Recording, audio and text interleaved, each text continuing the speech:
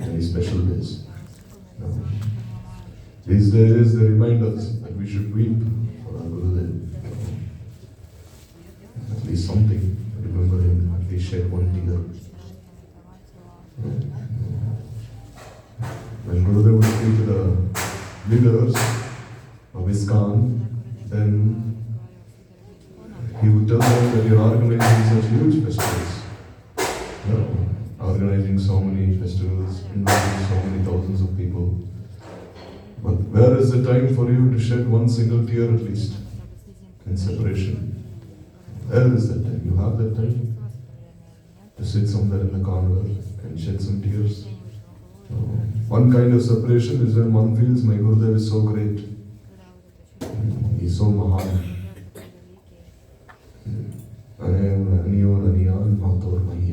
He is so great. That is one kind of separation. But another kind of separation is that Gurudev, he is my Pran Bandhav. He is my dearmost friend. Then one feels so much indebted for what Gurudev has given him. Like Raghunath Das Goswami, he has mentioned this verse in Vrajavilastav. Nama Shrishtam Manumapi Sachiputram Atras Sarupam Rupam Tasyagrajapurim Maturim Koshtavatit. My Gurudev, he has given me this Naam. It is not different from Sri Krishna himself. He has shown me how glorious Sachiputra, Sachinandan is, how supremely compassionate Sri Chaitanya Mahaprabhu is. Rupam Tasyagrajam Murupurim Maturim Goshtavatim. He has shown me who Rupa Goswami is. And who is the Agraj of Rupa Goswami? Agraj means elder brother of Rupa Goswami. Who? Sanatana Goswami. He has shown me what Rupa and Sanatana had come to give to this world. Because when Mahaprabhu was in Prayag, he spoke about Bhakti Ras to Rupa Goswami. And when he was in Kashi, he spoke about Vaidhi Bhakti to Sanatana Goswami. And based on what he had heard, Sanatana Goswami, he compiled Hari Bhakti Vilas. And based on what Rupa Goswami had heard, he wrote Bhakti Rasamrita Sindhu and Ujjal Neela. And then ultimately, Sanatana Goswami, he wrote Brihad Bhavatamrita. So who inspired them? Who? It was Mahaprabhu who inspired them. No. He inspired them to write all these books. They were like what? They were like his puppets. Mahaprabhu is inspiring all of them to write all these books. So Rupam Tasyagraja Gurupurim Maturim Koshtavatim Radha Kundama Girivaraho Radhika Madhavasam. Show me the glory, the super excellent glory of Radha Kund, Giri Govardhan, who Radha Madhava. Praptavesya Pratita Kripaya Shri Gurum Tam Natosmi. See, such a wonderful Guru Vandana he has offered.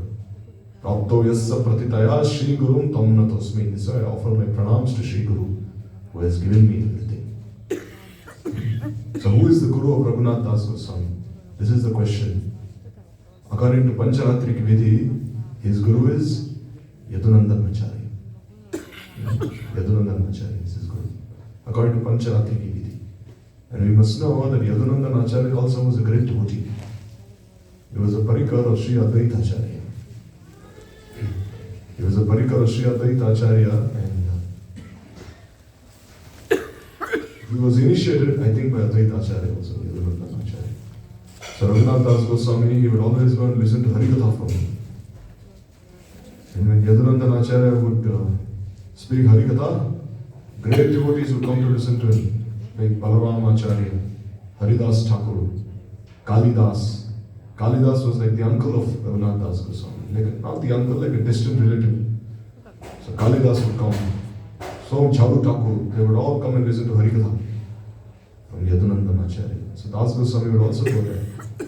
There he would also listen to his Harikatha. He was initiated by him. And when Das Goswami could not leave home, then Yadunandan Acharya, he realized that I'll have to help him.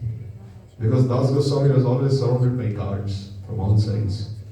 His father didn't want him to leave home because he was the only son. No, he was a prince. First he had him married to a very beautiful lady. Unimaginably beautiful. But still that lady could not attract him. And somehow they tried binding him in the house. Then when he met Mahaprabhu in Shantipur, then what did Mahaprabhu say? Markat Vairagya na kore dekha. He said, don't show this Markat Vairagya, monkey like realization. Rather, enter Krishna, hello, Gopa. Means within your heart, you have this Krishna realization. In Krame Paye Lok, Bhava Sindhu. And then gradually you will cross over samsara. Sthira hoy na hoy batul, Krame Paye Lok, Bhava Sindhu. So don't be restless, gradually you leave home. Then when he met Mahaprabhu, Nityananda Prabhu and Pani Hati, then Nityananda Prabhu blessed him, then he ultimately left home. So when he wanted to leave home, Yadunandan Acharya, he told Das Goswami that, oh, one of my sevaks, one of my pujaris, he has left. Go find him somewhere. I can't find him. Who is going to do the offerings now? So then Das Goswami, he realized this was his chance. And then he left home. And then he didn't go through the main road also. He passed through all the different forests and he met Mahaprabhu there. And Mahaprabhu was so happy. He said, oh, you were in that ditch, that nali. Now you've come out, I'm very happy. Now I'm offering you to serve Damodar. So when he says, Prapto yasya pratita kripaya Shri Gurum tam natosmi, first he's offering pranam to Yadunandan Acharya. Then he's offering pranam to who? Sarup Damodar Goswami. Because Mahaprabhu, what did he do? He offered Raghunath Das Goswami in the hands of Sarup Damodar Goswami. No. He was called Sarupeda Raghu. Raghunath Das Goswami. He was always by the side of Sarup Damodar Goswami.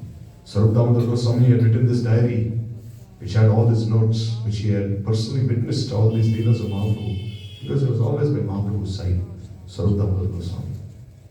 No, he was always with Mahaprabhu in Navadvip also. And when Mahaprabhu took sannyas and left, then he became mad in separation, Sarup Damodar Goswami. His name before was Purushottam Acharya. And then he went to Kashi to also take sannyas. So there was one person called Chaitanyananda Bharati. So Chaitanyananda Bharati, he gave him this sannyas. But Sarup Damodar Goswami, he did not accept any sannyas title from him. He only accepted this name Sarup, which is the name of a brahmachari. Like Mahaprabhu, he retained his brahmachari name, Krishna Chaitanya. No. Mahaprabhu actually belonged to this Bharati line. Because Keshav Bharati was his sannyas guru. So if Mahaprabhu would have taken sannyas, then his name would have changed to Bharati. Because according to Shankaracharya's line, the Mayavadis, they get 10 sannyas titles. Bharati, Baun, Tirtha, Aranya, Ashram, Parvat, Giri, and this way. Many titles they get like that. So Mahaprabhu, he was from the Bharati name. And similarly, Sarup Damodar also, he was supposed to get this sannyas title, but he said, no, I retained my brahmachari. And he always maintained himself as a brahmachari. Then Mahaprabhu, he gave him this name Damodar. Then he was known as Sarup Damodar. So Sarup Damodar Goswami, he was always by Mahaprabhu's side. So whatever he had seen by his own eyes, he wrote down in that diary, in the Kadacha. And he gave it to Raghunath Das Goswami. So when he says, Shri Gurum Tam Natosmi, he is also offering pranams to him. But then, when Sarup Damodar Goswami left, then whose shelter did Raghunath Das Goswami take? He took shelter of Rupa Goswami. No. He took shelter of him. He has uttered such a beautiful shloka of Rupa Goswami. Adadanastiram yante ramyache puna puna Srimad Rupa padam vajadhuli Shama Janma Janmani. He said, holding a straw between my teeth. Adadanastiram dante idam yache puna puna. I have this yachana. Yachana in Hindi, in English it means this earnest prayer I have. What is that? Srimad Rupa Padam Bhojadhuli Shama Janma Janmani. The life after life I can be a particle of dust. And the lotus feet of Sri Rupa Goswami. Always by Rupa Goswami's side. And then when Rupa Goswami left, what did he say? Shunyaitam Mahagostam Hirindra Jigarayate Tundayate Radha Kunda Jivita Rahitasane Rakra Tundayate Kunda Hirindra Jigarayate Jivita Rahitasane. He said, now that Rupa Goswami, my life has gone, my life and soul, Shunyayate Mahagostam. All of Brajamandal is Goshta. Goshta means it is a place which has all the gopis and gopis together. Gopas and gopis. This is called Goshta. This is called Gokul. Normally when we think of Gokul, we think of this Gokul here. this Mahabharat. But actually any place which has gopas and gopis is called Gokul. Like even Vrindavan is Gokul. Even this Chettikara is Gokul. Any place is Gokul. Because there is Gokul means Samuha, means group. But this Mahabharat, Gokul, is like most important. That name Gokul has become synonymous with Mahabharat. But Gokul can be used for anything. So this says Sunyayate Mahagostam. Mahagosta. This Mahagokul has become like very empty for me, desolate. Girindra Jagarayate. Girindra means this. Girindra means the best of mountains. Giriraj Govardhan. He's become like a python. For me, I cannot even bear to stay near Giriraj. He's saying this when actually he has prayed to Giriraj in so many verses. He has prayed Pramada Madana Leela, Kandare Kandare, Te Rachayatina Vaiguna, Tam Namaskena Vandam. Itikila Kalanartam, Lagnagastattayame, Nijanikata Nivasam, Dehi Govardhanantam. Everywhere he has prayed Nijanikata Nivasam, Dehi Govardhanantam. But now he's saying Girindra Jagarayate. He's saying Giriraj has become like a python for me. And Vyagra Tundayate Kundam. And Radha Kund has become like a Vyagra. Has become like a tigress with its mouth wide open, ready to swallow me. Jivita Rahitasame. Now that my Jivan, my life and soul has left. This way he has prayed Guru Tam Natosmi. But also Sanatana Goswami is also his Guru. No. Because in Vilap Kusumanjali, in the very Mangala Charan, what has he prayed? Vairagya Bhakti Rasam Prayatna Rapayama Manubipsu Mandam Kripam Buddhirya Paradukka Dukki Sanatanam Tam Prabhumashrayami. He has prayed like this in his Vilap Kusumanjali.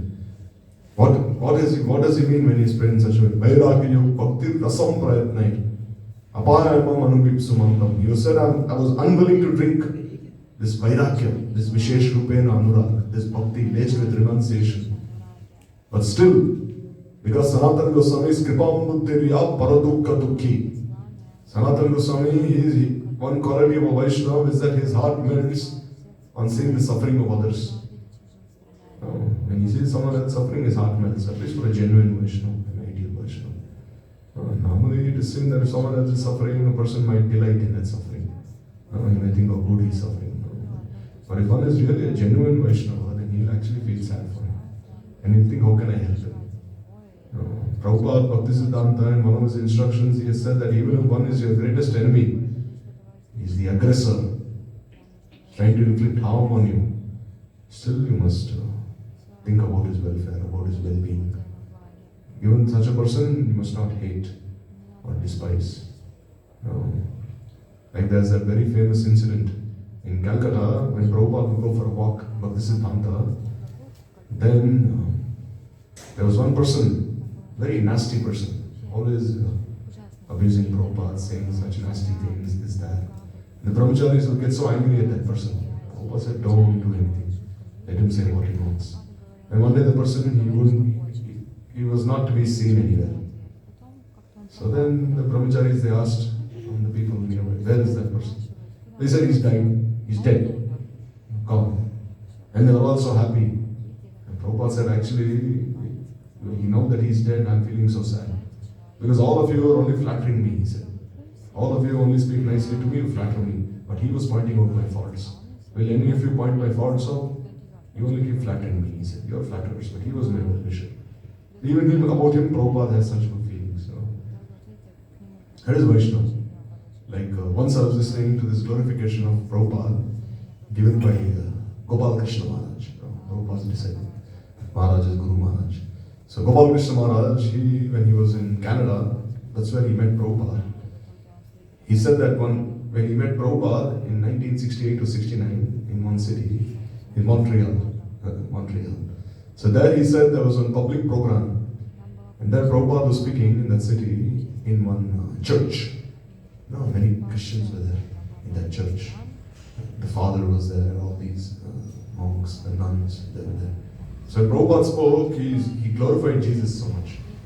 He glorified Christianity, Jesus. He said we are also like Christians, but like refined Christians. But he was glorifying Jesus, saying, oh, he's the Son of God, we are also sons of God. This way, after he finished his speech, all of them stood up and started clapping their hands. All the people in the church there, saying, oh, he's such a great person. He came from India, rather than speaking about his own religion, he glorified our religion. But then, in that audience, There was one person, one Bengali man, he stood up and he started abusing Prabhupada, saying, who are you to come here? Maybe he was envious of Prabhupada. So he started abusing him, saying, who are you, why you came here, why you speaking about all these things, you go back to your country, this, that. So all the people there, they became very angry at him. So they wanted to make him sit down, silence him. Prabhupada said, no, let him go on. Let him say whatever he wants. And after he finished, then Prabhupada called him, you come here, my dear son. And Prabhupada told him, for no reason you started abusing me. I didn't say anything to you. For no reason you started abusing me. That means in my previous life I've done something to you, he said. And as a fruit of that, you're abusing me now. So Prabhupada, he reached out, he caught hold of his feet and he said, please forgive me. He said, for whatever I've done to you in my previous life. So Gopal Krishna Maharaj, he was there when this whole episode happened. So he saw that and he was like, oh, he's an ideal Vaishnava. He's like genuine, such a good personality. So then he also decided that I'll have to surrender my life to him. So this way, Vaishnava is like that. Paradukka dukki. Kripam buddhi ya paradukka dukki. Kripam buddhi. Ambudhi means an ocean of kripa, mercy. That ocean is so great that it cannot even be estimated. Inestimable amount of mercy is present in that ocean. So Sanatanam tam Prabhu Mashrayami. He is saying, I'm taking shelter of Sanatana Goswami, my Prabhu. Prabhu means what? Means master. He is my master and I am his servant. Because who was the one who convinced Das Goswami to not give up his life? It was Sanatana Goswami. No, Das Goswami, he wanted to give up his life in Braj. Because he was thinking that at least if I give up my life here, next life I can be born in Braj. No. So then he was thinking like that. But then when he wanted to give up his life in the Yamuna, he saw that the Yamuna was so dry. There was no water in the Yamuna also. Because she herself was feeling so much separation. He wanted to jump from Giriraj, but Giriraj himself had become so small now. He is feeling so much separation. So then Sanatana Goswami said, don't think like this. If one can have bhakti by giving up one's life, then I would have also given up my life. But Mahaprabhu said, no, don't do this. So similarly, your body is the property of Mahaprabhu. You cannot act the way you want to. So then Sanatana Goswami, he told him, you stay here in Radhakund and you do bhajan here. And he gave him a place there. And then every day Sanatana Goswami, when he would do parikrama of Mathura, Vrindavan and Govardhan. On the same day he would do parikrama. So every day he would come and meet Das Goswami. And he would ask him, how are you? They would speak Harikatha to each other, remind themselves about Mahaprabhu. So this way, Das Goswami is also praying at his lotus feet. And he says, Prapto yasya patitaya Shri Gurum tam natosmi. Nati. Nato means I'm offering my pranams to all these different personalities. No. That's why we see that Kaviraj Goswami also at the end of every chapter of Chaitanya Charitamrita, what has he said? Rupa Raghunathe Padeya Ras Chaitanya Charitamrita Kahi Krishnadas. At the end of every chapter he has said, Rupa Raghunath Padeya Ras Chaitanya Charitamrita Kahi Krishnadas. Falling at the feet of Rupa Raghunath, I am speaking this Chaitanya Charitamrita. And who is the Diksha Guru of Kaviraj Goswami? No one even knows who his Diksha Guru is. They say, some devotees say that maybe Raghunath Bhatta Goswami was his Diksha Guru. They say of Krishna's Kaviraj, but still there is no evidence, proof of that. But at all times he has prayed to the 6 Goswamis as his Diksha Gurus. So in this way, this prayer is so complete. A very wonderful prayer. This prayer. Gurudev, there's one recording of Gurudev uttering this prayer also. It's so sweet, so beautiful. And if you read the song book, the Giti Guruj, at least the old one, there they have given the translation that Srila Sridhar Maharaj spoke for this prayer. The one that Bhakti Rakshak Sridhar Maharaj, he gave one meaning to this shloka. And they have printed that also. Very beautiful meaning there. So this is the parampara, this is the Guru Marga. So here, while Narad Rishi is glorifying Krishna in front of the Pandavas, then Narada all of a sudden, he bit his tongue. He was glorifying Krishna and then he bit his tongue. He's like, he bit his tongue and he said, oh, you are engaging me in narrating the glories of Krishna. Speaking like this, he chastised his tongue, which was greedy to describe the glories of Madhav. So you see, Narada was like continuously glorifying Krishna, then all of a sudden he bit his tongue. So why did he bite his own tongue? That is the question here. So you hear Naradaji saying, "Oh tongue, oh Jiva, if you can describe even slightly the glories of these beloved devotees of Bhagavan according to your own power, then I would consider it my great fortune." So Narada is telling his tongue, his Jiva, that you are glorifying Krishna so much, but why are you not glorifying his bhaktas? No, because the Bandhavas are right there. Of course, the Bandhavas want to listen to the glories of Krishna, not their own selves. But here he's saying you must glorify the bhaktas. No, because why? Tumar hridaya sada Govinda Vishram, Govinda kahena mama Vaishnava param. Govinda is always resting in the heart of Vaishnava. So you glorify him. So in this way, Narada said, "O magnanimous Pandavas, just as your love for Krishna is apparent, Sri Krishna's special mercy unto you is also apparent. Only some impudent person would dare to describe with his tongue the subject of this mercy." So here Narada is saying, where can I even begin glorifying all of you? All of you are so glorious. Where can I even start? He's saying, your mother Kunti Devi, simply by hearing one sentence of assurance of Jadunandan from the mouth of Akrura, became submerged in a flow of prem. No. So Akrura once, he told Kunti that do not worry, that Krishna is sure to come and protect your sons. So he said, Akrura, he conveyed this message of Krishna, and when Kunti Devi heard this, she became so happy. So after hearing these words of Yadunandan, Kunti Devi wept and lamented in various ways. Simply by hearing her lamentations, the heart of mankind would be rent asunder. Means she was weeping in such a way that anyone who would listen to her weep, their hearts would break into pieces. So Sri Krishna is the very life of the Yadavas. After residing in your palace for a long time, he prepared to go to Dwaraka. Then Kunti Devi, with humble pleading words, stopped him and kept him in the palace.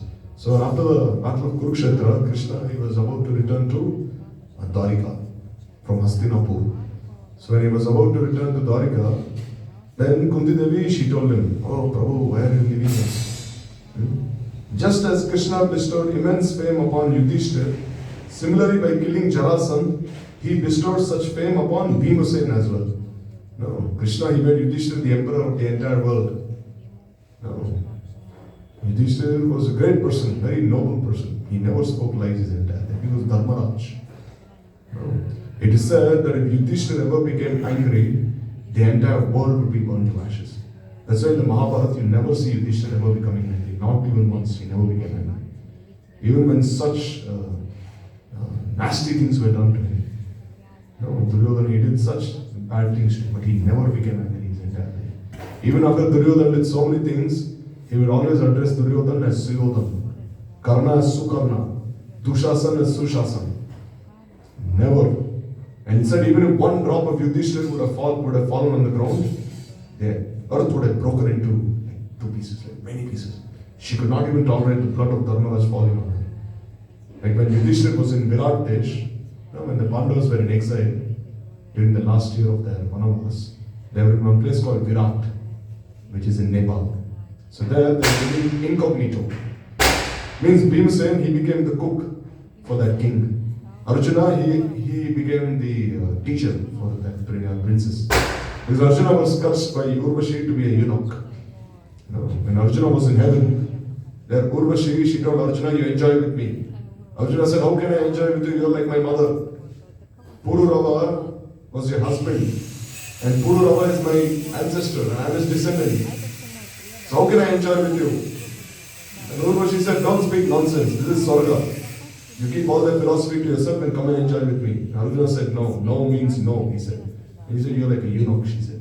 "Not even worthy of being a man. I cursed you to become a eunuch," she said. So Arjuna said, "All right, accept that curse." So for 1 year, he became a eunuch during the last year of that 13-year exile. And then he became the teacher for Uttara, Parikshit's mother. And then Bhim, he was the cook. Yudhishthir, he was like the advisor to the king. And Nakul and Sahadev, they were looking after the horses and other things. So that time when this Virat Raj, when his son Uttar, he went, once the Kauravas, they found out that this son Uttar, that the Pandavas are living in Virat Desh. So the Kauravas, they all came to attack the Pandavas. So that time, Arjuna, he went alone with his prince. He became the charioteer for this prince Uttar, and he went there to the battlefield. Then Uttar, when he saw all these people there, he saw Karna on one side, he saw Ashokama on one side, he saw Bhishma on one side, he saw Dronacharya on one side, he saw Kripacharya on one side, and he saw all of them. He fainted in fear. He said, I cannot even fight one normal person there. Then how can I fight all these people together? So then he got out from the chariot and he started running away. He started running away to his parents, like, Mommy, Papa, protect me, I want to hide there somewhere. So when Arjuna was there, he got down from the chariot, he ran to Enuta and he dragged him back. He said, come back here, he said, this is how Kshatriya behaves. So then he pulled him back on the chariot. He said, just stay here and do as I say. So then Uttar, he was like a puppet, and he was like a dummy. He was in the chariot like a dummy. And Arjuna, he started fighting with all of them. Then Duryodhana, he realized there's something strange here, They said, how can this Europe fight like this, they said, So then Arjuna was driving the chariot at the same time fighting with all of them. So just think what a warrior he was. So then Karna, he realized no one can fight with me except Arjuna like this. He said, no one can challenge me this way. Then they realized this is Arjuna. So then before they could attack him all at once, then Arjuna, he released some weapons and all of them were put to sleep. Bhishma, Drona, Kripacharya, everyone. And as they were all sleeping, Arjuna, what did he do? He took all their clothes away, like some of their clothes away. And then Duryodhana, he was like half naked when he woke up. He was like half naked and everyone started laughing at him, like, what kind of warrior he is. So when they were very angry, then they realized it was Arjuna who did this. So then when Uttar went back to his father, then his father started glorifying Uttar so much. Oh, look at my son. He conquered all these warriors who were like demigods themselves. He's glorifying them so much. So then Yudhishthira, he was sitting there and he told this king of Virat that the only reason your son came back alive was because of my younger brother Arjuna. Because now the secret was already out that the Pandavas are like this. Something like that. So then the king, he became so angry, he was playing dice with his ministers. Those Kshatriyas like playing dice. He took that dice and he threw it at Yudhishthira's face, saying, how dare you say this about my son, saying he's not so competent. So then when he threw that dice on Yudhishthira's nose, then Yudhishthira started bleeding. And as soon as he started bleeding, Draupadi was standing nearby. So Draupadi, she had one pot, and immediately she put that pot under Yudhishthira's nose. And then everyone was thinking, what is this? Then Draupadi said, even if one drop of that blood would have fallen on the ground, then the earth would have broken into many pieces. Because he is Dharmaraj himself. So Yudhishthira was such a personality. Never becoming angry in his life, never always. He was always calm, competent. When he was invited for that dice game with the Kauravas, even before he went to play dice, he told Duryodhana, Vijayi Bhava, he told Duryodhana. He said, Duryodhana, may you be victorious. So then Shakuni, he was right there, Shakuni. So Shakuni was like, what kind of blessing are you giving me? Even before you're going to play dice with him, you've already blessed him that he be victorious. And Yudhishthira said, yes, Duryodhana is my younger brother. My younger brother should always be victorious. He was like that, Yudhishthira. So here, Narada is saying that just as Bhagavan Krishna bestowed immense fame upon Yudhishthira in this world, similarly, by killing Jarasandha, he bestowed such fame upon Bhimasena as well. Because Jarasandha was a very strong Asura. Jarasandha. It is said that when he was born, his body appeared in two pieces. His body was separated in two pieces. So then the mother was horrified when she saw this. Like, what is this baby? His baby is like separated in two pieces. So she took that two pieces and threw it outside of the palace. So then there was one Rakshasi called Jara. So this Rakshasi, she saw this baby, like almost dead, crying. So then because Rakshasis are very powerful, so she took these two pieces and she joined them together, and this baby was fully, like a normal baby. So then this baby, when he was raised, he became very powerful, Jarasandha. So powerful. He even attacked Mathura when Kansa was the king. When the Kansa was the king, Jarasandha attacked Mathura. At that time, he sent one elephant to attack Mathura. Now, Kansa is also no less. Kansa was also a great demon. So he took that elephant that Jarasandha had sent and he threw it back on Jarasandha's camp. And then Jarasandha, he was very impressed. Who is this warrior? Very strong. So then he approached Kansa and he said, I want to give my two daughters to you. in charity. You marry my 2 daughters, you become my son-in-law. So Asti and Rapti, the 2 daughters of Jarasandha, they were given marriage to Kansa. And that same elephant, which he had thrown back, was also given as dowry. What was that elephant? The name of that elephant? Kuvalaya Pida. Was that same elephant. So it says Jarasandha was very strong. He was from Magadh in Bihar. Even now, if you go to Bihar, there's one place where you can see Jarasandha's. What is the place where they wrestle? What is it called in Hindi? Arena. Hindi also is called something. Jarasandha ki Atakana. Like where they wrestle with each other. So there, even though if you go to wrestling arena is in English, but in Hindi is a very nice term for them. Okay, anyhow, when they went there, even though if you go to Bihar, you can see that place, Magadh. There you can see that, in there you can see some stones, and you can see many lines on those stones. It is said that when Jarasandha used to wrestle with people, he used to throw them down on those boulders, and those boulders still have the impressions of their bodies. He was such a powerful demon, he was. So then, Krishna was thinking, how can I subdue this Jarasandha? Because Jarasandha had already attacked Mathura 17 times. Because of Jarasandha, Krishna went to Dwarika. It was because of him, one reason. Because Krishna was thinking if Jarasandha is going to attack Mathura, sooner or later he'll also attack Braj. He'll attack the Brajvasis. And every time Jarasandha would attack Mathura, Krishna, he would tell the Brajvasis through one of his messengers that go and hide within Giriraj.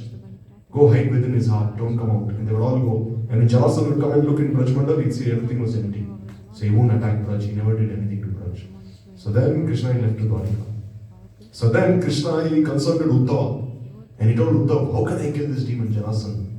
Because he had some blessing, I think, that he could not be killed by Krishna. Something like that, he had some blessing. So then Uddhava, he told Krishna that since Yudhishthira is performing this Rajasuya Yajna, you send one horse to Jarasandha's kingdom. Because according to the rules of Rajasuya Yajna, if any horse comes in the kingdom of any king, and if he duly accepts that horse and he submits himself to that king, then he will not have to fight a war. But if he says, no, who is this king to send this horse to me? Then he has to fight with that person. And the outcome will be decided. So when this horse was sent to Jarasandha's kingdom, you could have imagined Jarasandha's response, It had a message saying, bow down to Yudhishthira. So when Jarasandha saw that, he became furious, Who is this Yudhishthira? He's sending me his horse here and he's telling me to become his servant, to bow down to him. So he said, let him come here and teach him a nice lesson. So then Krishna, he came with Bhim and Arjun. They came dressed as Brahmins. They came dressed as Brahmins to Jarasandha's kingdom in Magadh. So then when they came there, Jarasandha, he was giving charity to everyone there. He was giving whatever he wanted to take, he was giving charity. So then when these 3 Brahmins came here, then Jarasandha, he looked at them. He said, oh, you don't look like Brahmins. He said, you look like Kshatriyas. He said, something is strange here. He said, okay, what do you want? He said. So then Krishna, dressed as a Brahmin, he said, Ranam Dehi. Normally they say Bhiksham Dehi. Give me Bhiksha. But here he said Ranam Dehi. Means we want to fight with you. And Jarasandha, he looked at them and he said, oh, you want to fight with me? Then he realized, he looked at Krishna, he said, oh, you're that liar. Jarasandha used to abuse Krishna so much. You cheater, you liar, this, that, and so many things. Then he looked at the 3. Then he looked at Krishna. And he said, Krishna, you're a coward. He said, I don't want to fight with you. You're not even my level. He said, he looked at me and you ran away. He said, how can I fight with a coward like you? He said, you ran away in fear. Go away from me. I don't want to see your face. He told Krishna. Then he looked at Arjuna. Then he looked at Arjuna and said, oh, you're a eunuch. He said, I cannot fight with a eunuch. He said, you go away from me. Then he looked at Bhim. Then he stood up and he went eye to eye, toe to toe with Bhim. And he looked at Bhim and he said, oh, this young man, he is worthy, he said. So then Jarasandha and Bhim, they did this Gada Yudh. Means they take 2 clubs, 2 maces and start fighting with each other. So then Bhim, every time, Jarasandha was also very strong, so they were fighting each other. But every time Bhim would throw him down, somehow he would wake up again. Nothing would happen to him. And sometimes even he tried killing him, but nothing would happen to him. It seemed he was immortal. So now Bhim was getting very tired now, fighting with this demon. So Bhim was thinking, how much longer can I fight with him? Very powerful he is. Then Krishna, he had one like dry piece of straw. No, so then he threw in 2 pieces and he threw this. So Krishna is always giving hints to Bhim.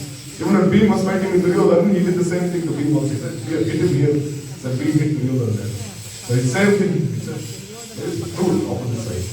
So then Bhim, what did he do? Somehow he helped Jarasandha in some hole. He held him in some hole. Then he took 2 parts of putting food in the opposite direction. Then Jarasandha. They came again there, but they cannot now. Yeah, Raghunath Maharaj is there, he saw that happen.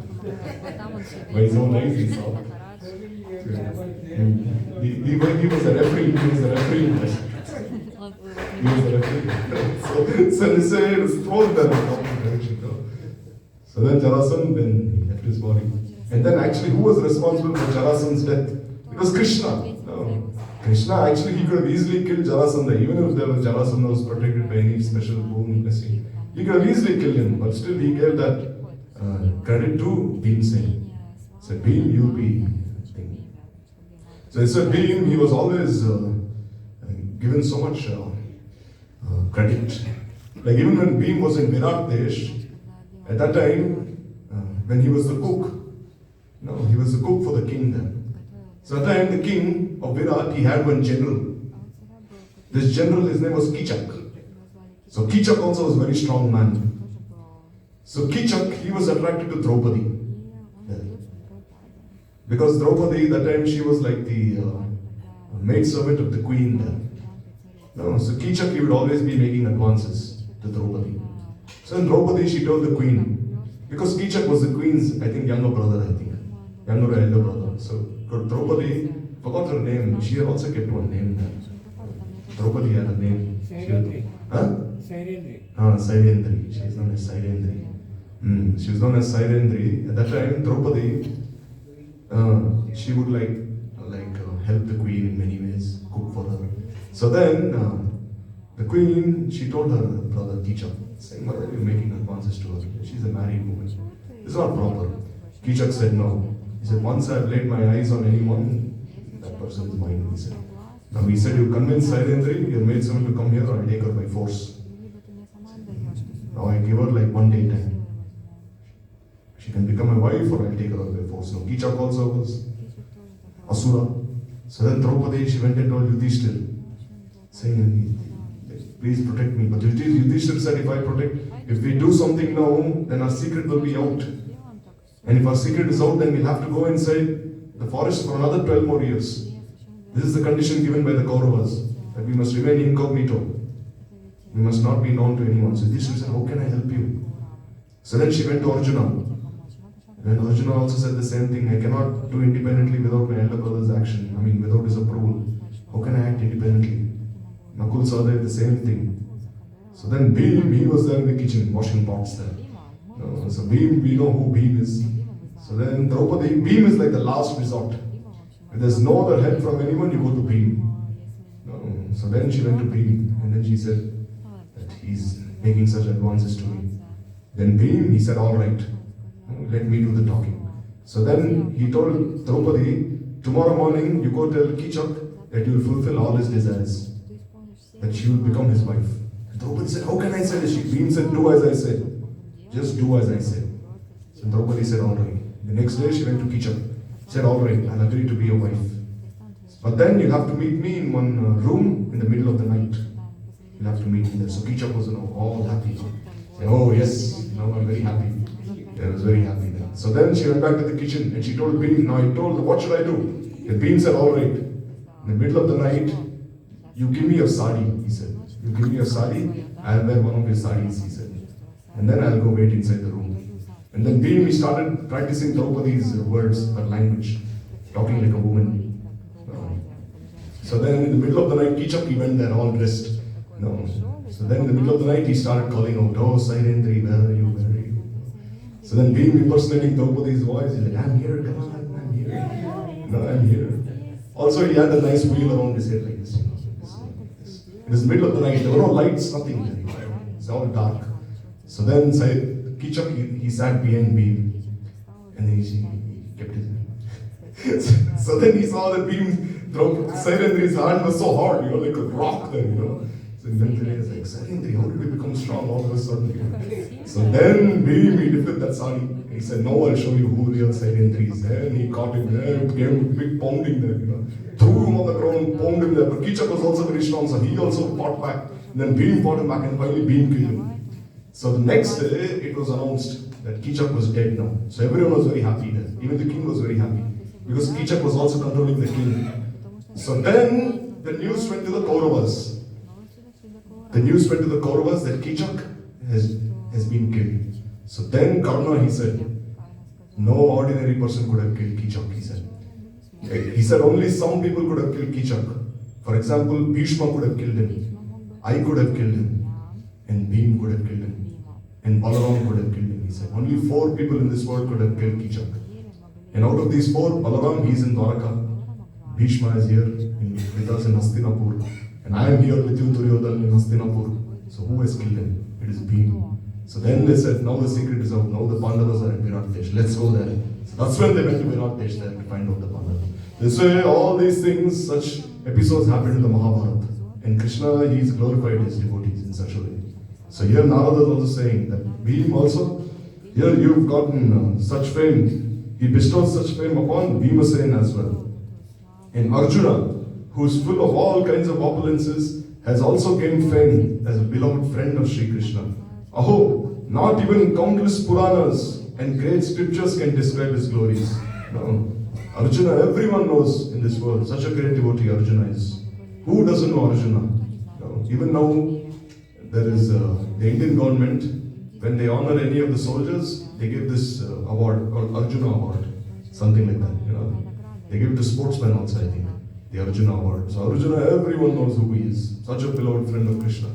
Krishna, among all the Pandavas, he was especially partial to Arjuna. He liked Arjuna so much. He wanted Arjuna to realize how dear he is to him. And the twin brothers, Nakula and Sahadev, also they have so much love for Krishna. Because at the time of the Rajasuya sacrifice, they said Krishna should be worshipped first. And this was observed by everyone. So when Yudhishthira was performing this Rajasuya sacrifice in Indraprastha, because when the Pandavas were with the Kauravas in Hastinapur, then Vidura, he told Dhritarashtra. He told Dhritarashtra that, see, the Pandavas are actually the sons of their elder brother Pandu, of a younger brother Pandu. So you be kind to them also. Why are you so partial to your own children? It is not nice to be partial. Dhritarashtra was actually the elder son, but he was not given the kingdom because he was blind. According to Kshatriya Dharma, only a person who is able, whose body is fit, he can be the king. So Pandu was given the kingdom, not Dhritarashtra. So Dhritarashtra in his heart, he had so much anger that just because I am blind, they gave the kingdom to him. So he was doing so many bad things to the Pandavas. So Vidura, he told him, don't do like this. At least you give them some land and let them rule over that land. So then Dhritarashtra, he gave them like a very useless piece of land, which is like Indraprastha. Completely useless. The land was infertile, nothing could be grown there. But then Krishna, he called Vishwakarma there. And I think he also called Maya Danava. Maya Danava also came there. I think they all did something and they made this huge nice kingdom. So then Dhritarashtra, he became very envious again. Seeing this kingdom. So that time when the Rajasuya Yajna was being performed on behalf of Yudhishthira, just then they were holding a nice festival there, and all the people there, they were thinking who should be worshipped here first as an esteemed guest. So then Nakul and Sahadev, they raised their hands and they said Krishna, he should be worshipped. And then Bhishma, he also said he should be worshipped. Yes, Krishna should be worshipped. But there was one person there who was very unhappy with this decision. Who was he? Shishupal. He was the one. In fact, when Bhishma woke up and said Krishna should be worshipped, and Shishupal, he got so angry with Bhishma. He said, really, you're so old now that your intelligence also has been lost, he said. And you see the Mahabharata there, Shishupal is telling Bhishma, ye Buddha satya gaya, he said. He said like that. He had no respect for anyone. So then Shishupal, he started abusing Krishna left and right. No. Because when Shishupal was born, he was born with 4 arms. And when he was born, all the jackals started howling, all the wolves started howling, and ladies started having abortions, they lost their children. and it started raining like blood. Blood was seen everywhere. Blood started raining from the sky. So then his mother was horrified, like, who is this baby? Born with 4 arms. So then there was an aerial voice from the sky, an Akashvani, which said that that person who comes here, and if your baby sees that person, immediately 2 arms will disappear, then know that that person is going to kill your son. So Krishna, he was related to Shishupal's mother. So when he came there, then Shishupal, naturally his 2 hands entered inside his body. So then his mother, she fell at Krishna's feet and she said, spare my son, because this is the prophecy that I heard, that anyone whom he sees and his 2 arms disappear, that person is going to kill him. So Krishna said, alright, I'll give him 100 chances. So his mother said, alright, I'll raise him up in such a nice way that he'll not abuse you anytime. So then during this Rajasuya Yagya, Shishupal really started abusing Krishna in so many ways. If you read the Mahabharata, some of his abuses are actually very funny. They're very funny actually. He's using very funny words. He's saying, oh, this, that, you thief, this 100 times. So then Krishna, he had like 100 grains with him. So like he had 100 grains with him in a pot. So every time Shishupal would abuse him one time, he would take 1 grain and he would keep it there. And again, 1 more abuse, 1 more grain and keep it there. And all the Pandavas very angry, they want to beat him up. Krishna said, sit down, he said. And again 1 more, then again 1 more. Then they saw a little pile there of grains. Then Krishna informed Shishupal, now you have only 3-4 chances left. So then Shishupal got more angry, saying, who are you, tell me? Again he started abusing him. Then finally he took the last grain of rice, put it there. Then he got his Sudarshan Chakra and cut his head off there. So here in this Rajasuya Yagya, in this way, Krishna was worshipped by whose recommendation? Nakul and Sahadev's recommendation. So here Narada is saying that Nakul and Sahadev also, they displayed that kind of affection they have for Krishna at the time of the Rajasuya sacrifice. This was seen by everyone. At the festival of the Rajasuya Yagya, that time he would address Draupadi as Priya Sakhi, and he removed all her distress and protected her from the fear of Durvasa and Dushasan. So as we know that once Durvasa Rishi, he was in Hastinapur. So when he was in Hastinapur, Shakuni, he told Duryodhan that you serve this sadhu and all his disciples. Duryodhan said, why should I serve him? I don't like serving sadhus, he said. And Shakuni said, do as I say. So then Duryodhan, he started serving all the sadhus. With his own hand, he started giving chapatis to everyone, rice, dal, everything. So then finally Durvasa was very happy with Duryodhan. So then he said, ask for a boon. So then Duryodhan, he said, oh, please go to Kamyavan. There my sister-in-law Draupadi is present, my brothers-in-law are present. Kindly accept prasadam at their house and bless them as well. He said in a very humble way. But please go in the evening, don't go at any other time of the day. So then when he went in the evening, as we know, there was this Akshaya Patra that Draupadi had received from the sun god. So she had washed that, she had kept it aside, and we know that story. Finally Krishna appeared, he took the little tulsi, and then she was saved from Durvasa's wrath. Even now, that Akshaya Patra that Draupadi used is still present even now. Where? In Udupi. In Udupi, in South India, that same pot that she used is present there also. Therefore, even now in Udupi, as many people as there are, everyone gets Mahaprasad. No one is deprived. That same pot is present there. So here also, they say, Narada Rishi is glorifying Draupadi, saying that how Krishna protected you from Durvasa's wrath, how he protected you from Dushasan also. Because Dushasan, he wanted to make Draupadi naked. But then anyhow, Krishna, he supplied all these things. Krishna, he relished food in the house of Vidura. And he also celebrated the grand event of Bhishma passing away. So please bear in mind, it was done all out of affection for you and no other reason. So here, Narada is saying, why did Krishna show so much respect to Bhishma when he was leaving his body? Because Bhishma is your great-grandfather, he loved him so much. Why did Krishna go to Vidura's house? No, when Krishna went to Duryodhan offered him so many kinds of food. But Krishna refused. He said, I don't want any of your chapan bhog. You have no love for me. You're not listening to anything that I'm saying. Why should I honor prasad in your place? And he left. So there when he went to Vidura's house, Vidura's wife was present, Vidurani. So Vidurani, when she saw Krishna, she was so overwhelmed with this Vatsalya bhav that rather than giving those bananas itself, she gave those peels to Krishna, those banana peels. And then Krishna was eating those banana peels and she was throwing the fruit out. So when Vidura came there, then he told his wife, what are you doing? Can you not see what you're doing? Then she came to her senses. And Krishna said, oh Vidura, what have you done? what she was offering was so nice for me, delicious for me. So here, why did Krishna visit Vidura? It is because Vidura was also related to the Pandavas. So Narada Rishi is saying that Krishna has love and affection for all these different personalities in Hastinapur. Why? Because they're all related to you. So how glorious you Pandavas are.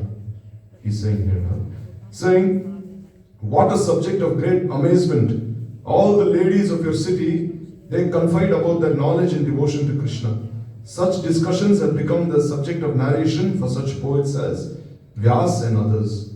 Narada is saying that, oh, how amazing, all the ladies of your city, Hastinapur, even they have such devotion for Krishna that Vyasadev, he is noting all their words and he's writing books about them.